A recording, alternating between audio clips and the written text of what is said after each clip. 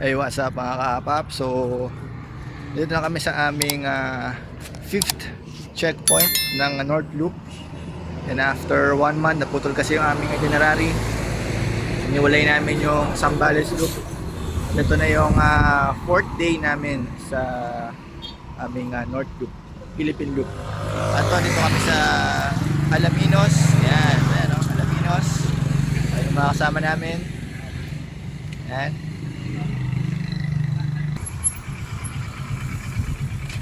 Alright, so hop hooray!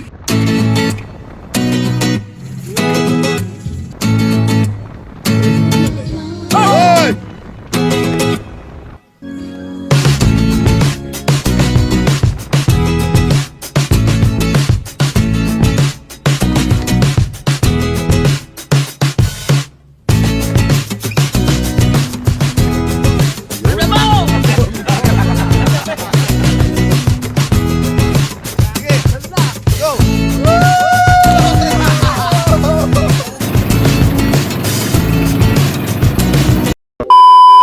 What's up mga kahabab? Hindi tayo sa last day ng ating Philippine Loop North Loop series, kung saan itutuloy natin yung ating North Loop adventure. Kung napanood nyo mga kahabab yung ating mga naunang mga videos, natapos natin yung Baler to Apari, to Lawag, and to Atok checkpoints ng 3 days. 3 days namin nakuha yun. At ngayon, after 1 month, ito na yung 4th day ng aming North Loop. Yan. And salamat sa inyo kung napapanood nyo to. Salamat sa pagsama nyo sa amin sa adventure na ito. Ang checkpoint na makukuha natin sa ngayon, itong day 4, ay Alaminos at Subic checkpoints. Yan. 5th and 6th checkpoints sa North. Yan. And after nito, officially, tapos na yung ating North Loop leg ng Philippine Loop. Yan. So, ewan ko lang kung kailan ulit yung aming Visayas Mindanao. Alam niyo naman, pataas na pataas ang presyo ng gasolina. Pero hopefully, meron namang 1 year para matapos at meron pa kaming ilang buwan para matapos itong Visayas and Mindanao Loop. Yun. So, ngayong araw, overnight din ito. Pero ako, kasama si Architect Joven, yung madalas kong kasama sa mga videos dito, ay uwian lang sa Tarlac. Yun! At kasama pa din natin ang Transformed Riders Club. Shout out pa din sa mga pastors, pastor riders natin. Yes! And mga brothers in Christ na kasama natin sa adventure na ito. Woohoo!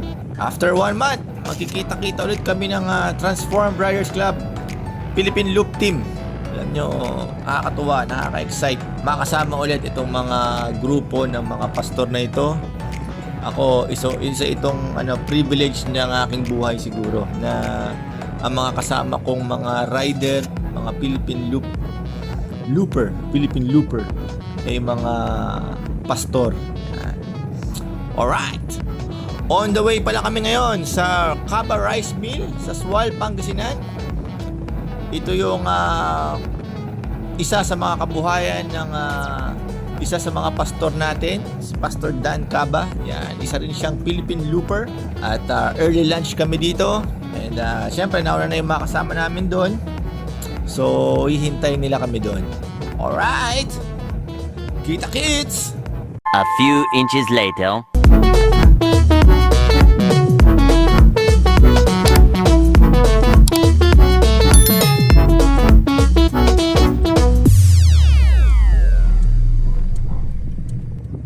Siyempre, ito pa rin, maganda pa din yung mga motor nila, mga pangmalakasan pa rin. At lalo pang lumalakas. At yung motor ko ay yun pa rin. Status ko lang, status ko. Ayun o. Ayun o. Alam, nakaka-video agad dyan para ano. Ayun. Vlog mo yan. Opo. Mamaya. Opo. Ay, sige po. Desde que te vi, yo me enloquecí. Buscaba aún así y por fin te conseguí. Desde que te vi, yo me enloquecí. Okay, okay lang.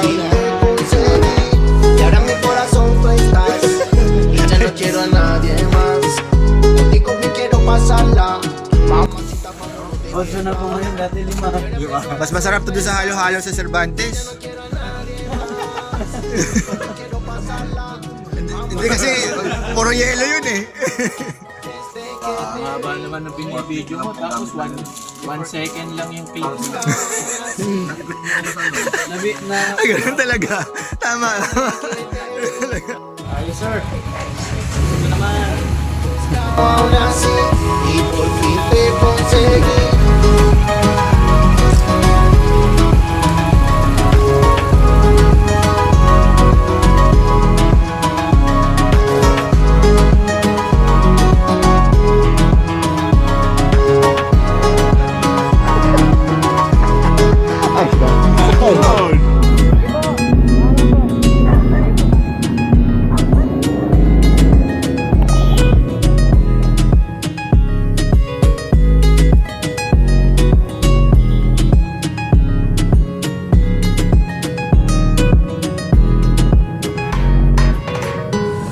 Desde que te vi, yo me enloquecí.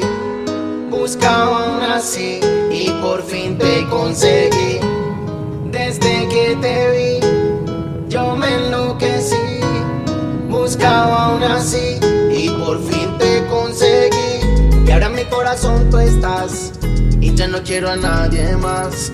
Contigo bien quiero pasarla, mamacita, vámonos de fiesta. Y ahora en mi corazón tú estás. And now, papunta na kami ng Subic. Yun, Subic na, pero stop muna kami sa Masinloc, Zambales. Siyempre, meron tayong kasamang Philippine Looper din na taga doon. At siyempre, pastor din, si Pastor Melo Lumibaw. Meron daw kaming pupuntahang beach or island doon. So, ano pa hinihintay natin? Madali na natin. Let's go!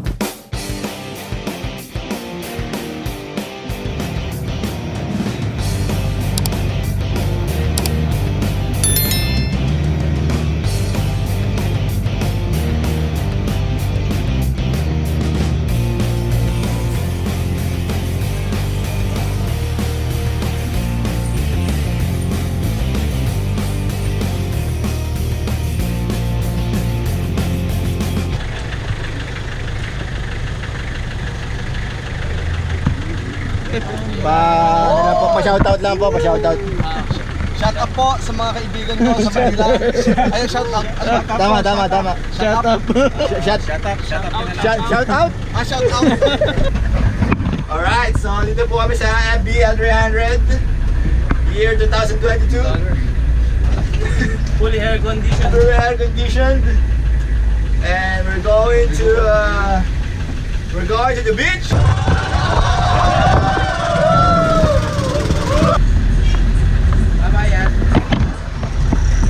Ay daw. Saan kayo? Saan kayo? Tarlac.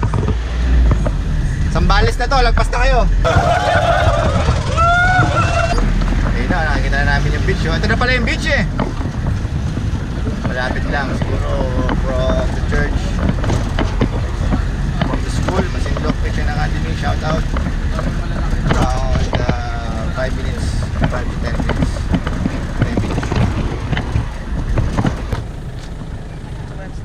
May pangkain lang po. Barya lang po. Kano kaya ang pwede? Ay 2.5 lang po. Kailan kaya maglilibre yung vlogger, ano? Ay, Oo nga. sige po, dito muna po ako. Hi, welcome to Masinloc. Masinloc. Sakto, yun yun, no? Ganun na tayo. Oo nga, no? Di aabot Oo nga, dito no? yan. Kami na ako nakitang ganyan sa vlog. Dito lang kuya, hintayin ko lang may malaglag. Ay si Pastor, hindi ko ibibidyan si Pastor kahit malaglag. Tatawanan ko lang pero hindi ko i-video. Hindi ko ipopost. Hindi, nervous ko. Naka-video eh. Hindi ko ipopost. Ayan, no? Hoy! Oh. Oh. Mo ipopost pagka... Hindi. Baka yun na nga yung pic ng ano ko eh, page eh.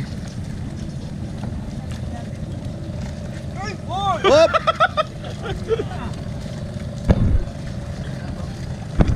Naman.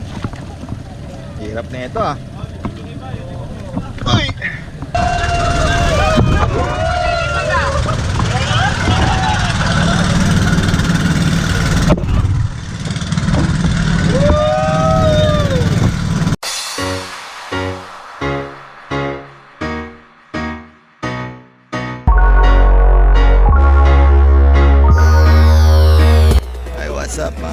dito tayo sa island, no? Sa loob ng Masinloc. Alam din ikaw eh, no? Mga 15 minutes drive sa bangka.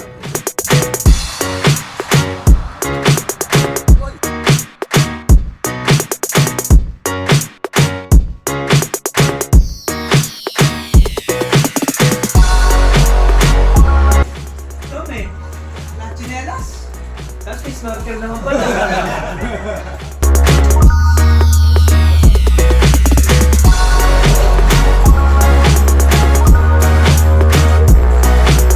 Masaya po. First time dito sa... Dagat.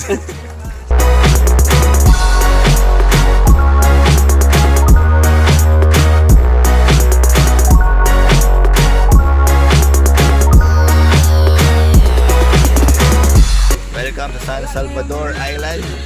Here in Masinloc. Bilis kumain ng mani, oh. Pizza. Bilis ng pizza. Pagkabukas ng isang box, pinubuksan na agad yung second box. Wala tulog. Wala tulog camera. Buha akong tunog.